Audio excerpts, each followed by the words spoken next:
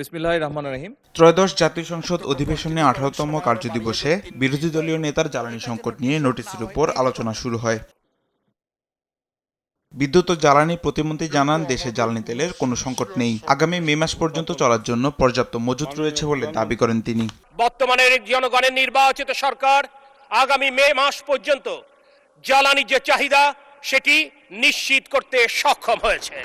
আমরা এখন আগামী জুন এবং জুলাই মাসের জ্বালানি চাহিদা পূরণের প্রস্তুতি গ্রহণ করছি। বিদ্যুৎ মন্ত্রী বলেন, বাজারে যে সংকটের কথা শোনা যাচ্ছে তা প্রকৃত সংকট নয়, বরং কৃত্রিমভাবে তৈরি করা হয়েছে।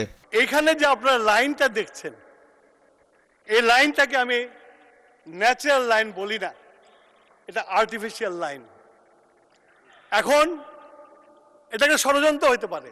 স্বরাষ্ট্রমন্ত্রী জানান, প্রতিটি পেট্রোল পাম্পে নিয়মিত তথ্য সংরক্ষণ ও তদারকি করা হচ্ছে। এখন পর্যন্ত বড় ধরনের অনিয়ম পাওয়া যায়নি। প্রত্যেকটা পেট্রোল পাম্পে, প্রত্যেকটা ডিপোতে ডেইলি ভিত্তিতে রুটিন করে সেখানে তদারকি করা হয়েছে।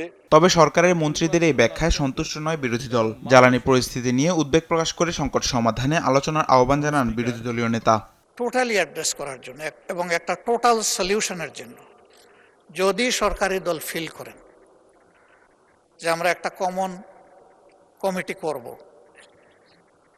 আমরা সাড়া দেব ইনশাআল্লাহ। সরকার বলছে সংকট নেই, বিরোধী দল বলছে বাস্তবতা ভিন্ন। দুই পক্ষের বিতর্কে জমে ওঠে সংসদের আলোচনা। মাননীয় তামিম স্পিকার, মাহবুব, দেশ টিভি, ঢাকা। স্পিকার, আপনাকে ধন্যবাদ।